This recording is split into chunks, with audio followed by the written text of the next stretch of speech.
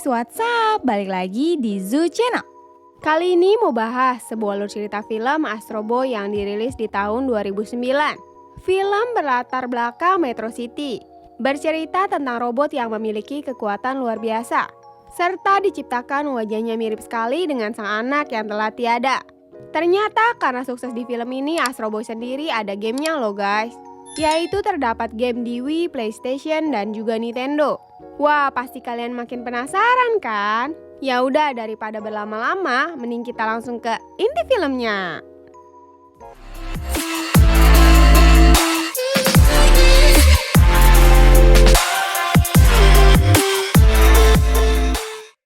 Film dimulai dengan memperlihatkan sebuah kota bernama Metro City. Pada abad lalu, para pendiri melihat kehancuran bumi, maka dari itu diambillah sebuah gunung. Lalu diangkatlah ke atas langit dan terbentuklah surga yang mengambang. Terlihat suasana Metro City yang berteman dengan robot. Dan disinilah robot bisa melakukan apapun untuk manusia. Para robot dapat diandalkan untuk melakukan pekerjaan. Pemimpin dari semua robot atau ayah dari robot modern yaitu adalah Dr. Tenma. Setiap harinya ribuan robot diproduksi. Dan ribuan lainnya dibuang ke bawah Metro City, yaitu tanah yang dulunya dihuni oleh para manusia. Sekarang menjadi tempat pembuangan para robot. Anak lelaki ini adalah anak dari Dr. Tenma bernama Toby Tenma. Anak ini sangat pintar, ia dapat menyelesaikan ujian dengan cepat. Karena kemampuannya yang di atas rata-rata. Amazing bet dah. Ia pun dapat menyelesaikan tesnya dengan cepat. Lalu Toby pun pulang. Ia dijemput oleh robotnya bernama Orin. Di dalam mobilnya tersebut muncullah hologram ayahnya. Di sini ayahnya meminta maaf karena tidak bisa menemani Toby untuk presentasi. Karena dia harus menghadiri acara Pitch Keeper bersama presiden. Mendengar hal itu, ia langsung menuju tempat kerja ayahnya. Awalnya sang robot tidak mau. Tapi setelah ia utak-atik, mereka pun pergi ke sana.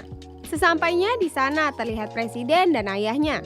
Di sini Toby ingin melihat Pitch Keeper yang selalu diceritakan oleh ayahnya. Namun sayangnya Toby tidak diizinkan untuk melihatnya. Di sisi lain ada dokter yang sedang melakukan presentasi, membahas tentang nuklir biru, yaitu sumber energi yang sangat kuat dan alami. Semua itu berasal dari bahan luar angkasa. Energi biru hanya satu-satunya yang berguna untuk mengubah kehidupan di muka bumi. Namun jika energinya tidak stabil, yaitu energi merah. Tiba-tiba pasukan presiden datang mendekat. Presiden ternyata mempunyai niat jahat untuk menunjukkan sesuatu yang besar kepada penduduk kota. Di sisi lain, Toby dikurung. Tapi dia berhasil mengambil kartu penjaga tersebut. Mereka mau tidak mau melakukan perintah presiden di laboratorium. Diperlihatkan sebuah robot yang besar yang akan dipasang energi biru. Namun presiden menginginkan dipasang energi merah saja. Dr. Tenma mencoba menjelaskan kalau ini sangat berbahaya. Tapi di sini presiden menginginkan sebuah robot yang sangat kuat, bukan robot penyayang. Presiden pun memasukkan energi merahnya. Setelah dimasukkan, robot itu dilakukan tes. Terlihat awalnya semua baik-baik saja. Namun secara bersamaan Toby berhasil keluar dan melihat robot itu secara langsung. Seketika robot itu pun menyerang presiden. Dr. Tenma pun menutup pintu daruratnya. Tapi ternyata Toby terjebak bersama robot tersebut.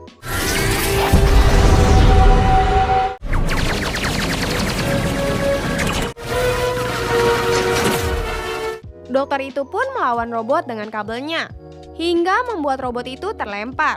Sayangnya Toby tak ditemukan. Dr. Tenma hanya menemukan topinya, yang membuat Dr. Tenma sangat sedih.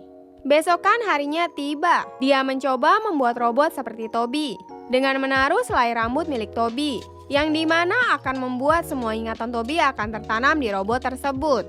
Kemudian dimasukkannya sebuah energi biru untuk menyempurnakan robot Toby tersebut.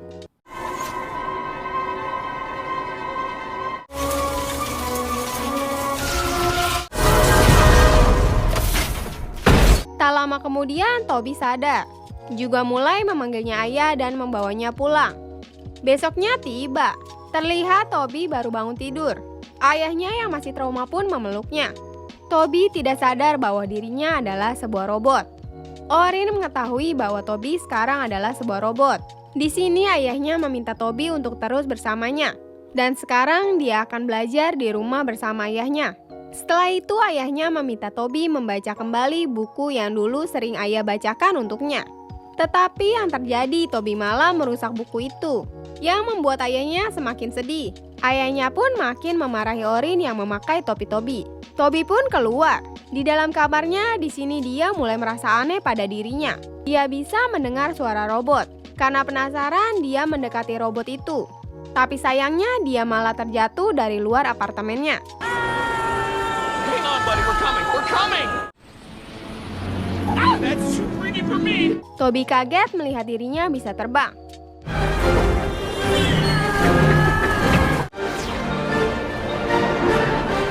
Bahkan dia bisa terbang cepat di atas awan lalu menembus gunung. Di sisi lain, Presiden mengetahui ada benda asing yang memiliki energi terbang mengitari Metro City. Juga mengetahui kalau itu adalah energi biru. Kembali ke Toby yang tidak sengaja mendengar percakapan ayahnya. Dan ayahnya dengan tega mengaku kalau dia adalah robot. Juga sekarang tidak menginginkannya lagi. Toby pun akhirnya pergi. Namun Toby diincar oleh Presiden dan para tentaranya karena dia menginginkan energi biru yang dimiliki oleh Toby. Kejar-kejaran pun tak dapat dihelakan lagi.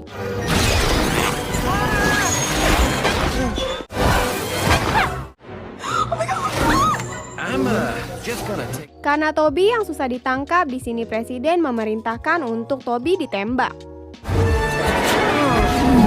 Hingga akhirnya Toby berhasil ditangkap. Tapi Toby malah membawa pesawat tersebut muter-muter. Ia juga pun terlepas. Sampai akhirnya ia tertembak jatuh ke bawah dasar universe yang dimana itu adalah tempat pembuangan. Scene berpindah saat Toby sadar. Toby bertemu dengan robot yang rusak di sana, hingga membuat dia terkejut. Ia pun bertemu dengan robot anjing, juga beberapa anak bernama Zen dan kawan-kawan. Mereka ini anak-anak yang tinggal di bawah Metro City mencari sebuah robot yang masih berfungsi. Kemudian ada beberapa robot yang membawa Toby, yaitu Sprung, Robotski, dan Mike. Mereka ini adalah kelompok Revolution of Robot atau disebut R3 kali. Di sini mereka sangat kagum dengan tubuh yang dimiliki oleh Toby. Akhirnya mereka memberi julukan yaitu Astro. Mereka semua pun setuju. Tak lama kemudian, Cora dan yang lainnya datang menyelamatkan Astro.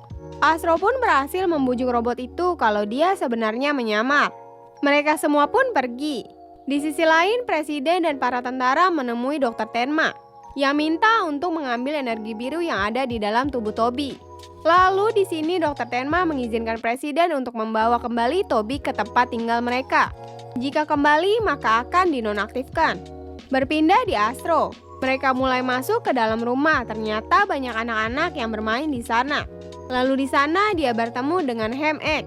Dia adalah orang yang mereparasi robot yang rusak, sekaligus ayah dari semua anak-anak di sana. Karena mereka tidak mempunyai orang tua. Saat makan malam tiba, mereka pun makan pizza. Hem bertanya kepada Astro kemana orang tuanya. Astro menjawab kalau ia tidak punya orang tua. Saat sebelum tidur, Hem mengatakan ke Astro bahwa dulu dia pernah menjadi bagian dari Ministry of Science bersama Dr. Tenma. Namun sayangnya Hem dibuang ke dasar Metro City. Karena mereka ini terintimidasi atas ide-ide Hem yang jenius katanya. Esok harinya tiba. Astro dan yang lainnya mencari suku cadang untuk diberikan ke Hem, agar Hem memperbaiki robot yang rusak. Lalu di sini Astro menemukan sebuah robot yang sangat besar dan sudah tua. Kira-kira usianya 100 tahun yang lalu. Astro pun langsung masuk ke dalam robot tersebut.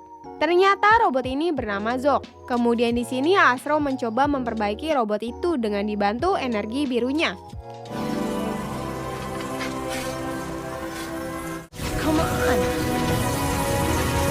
Hingga akhirnya Zog berhasil kembali hidup. Berpindah di Hem yang sedang melatih robot lain.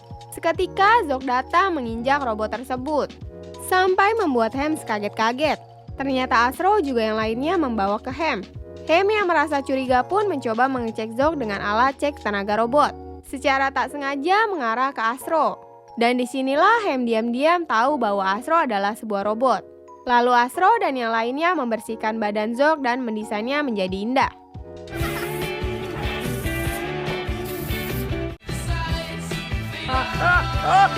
Mereka juga berfoto bersama. Pada malam harinya tiba.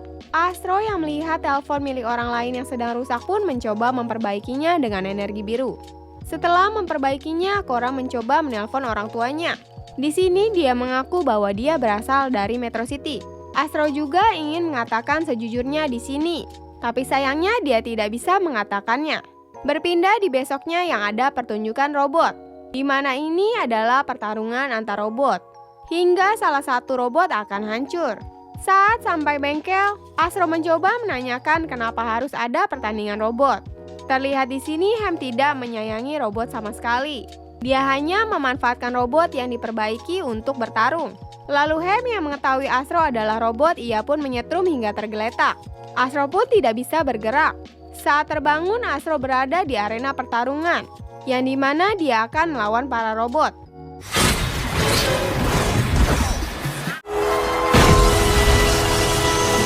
Robot kedua pun mulai muncul.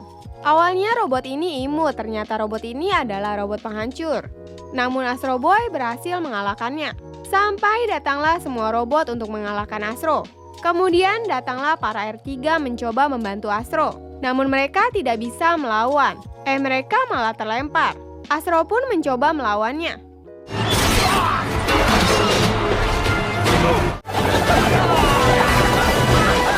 Di pertarungan terakhir, Astro harus melawan Zog. Tapi Astro tidak mau melawan Zog. Dan begitu juga dengan Zog yang tidak mau bertarung. Tapi di sini Ham memaksa mereka bertarung sambil menyetrum Astro. City, 100-year-old bulldozer from New... Been that way for 50 years. Untunglah ditahan oleh Astro. Kemudian datanglah presiden dan para tentara yang sudah mengetahui keberadaan Astro. Mereka pun langsung membawanya. Sesampainya di laboratorium, presiden meminta Dr. Tenma mengeluarkan energi biru yang ada di tubuh Astro. Tapi awalnya Dr. Tenma mengeluarkannya. Seketika Dr. Tenma berubah pikiran. Dia masih menganggap Astro sebagai Toby. Dia pun mengembalikannya. Dia menolong Astro dengan membiarkannya keluar dari laboratorium. Melihat itu, presiden tidak tinggal diam. Dia mengambil energi merah dan memasangnya ke robot. Yang terjadi adalah presiden malah terhisap ke dalam energi merah. Lalu terjadilah kekacauan di sana. Terlihat Peacekeeper itu menjadi raksasa karena menghisap semua benda menjadikan senjatanya. Astro yang melihat kekacauan di Metro City pun dia mencoba melawan Peacekeeper.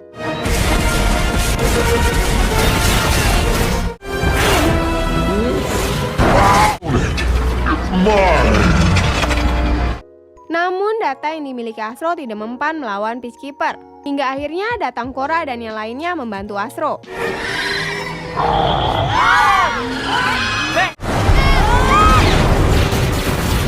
Akibat serangan dari Peacekeeper, Metro City kehilangan sumber energinya dan membuat Metro City hampir terjatuh. Melihat itu, Astro tidak tinggal diam. Dia menyelamatkan Metro City dan mendaratkannya dengan aman. Ternyata di sini Astro melanjutkan melawan Peacekeeper dengan tangan kosongnya. Kemudian Peacekeeper menangkap Astro dan memasukkannya ke dalam energi merah. Yang terjadi, Astro terlempar keluar. Karena jika energi biru dan energi merah bersatu, maka keduanya akan hancur. Mendengar penjelasan Dr. Tenma pun, Astro percaya bahwa inilah takdir mereka. Lalu Astro langsung masuk ke dalam energi merah. Karena itulah satu-satunya cara untuk mengalahkan robot itu.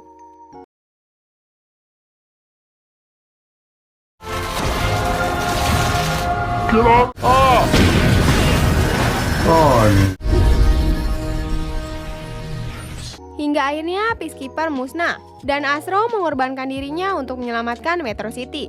Lalu di sini presiden ditahan, sedangkan Astro sudah kehilangan kekuatan energi birunya.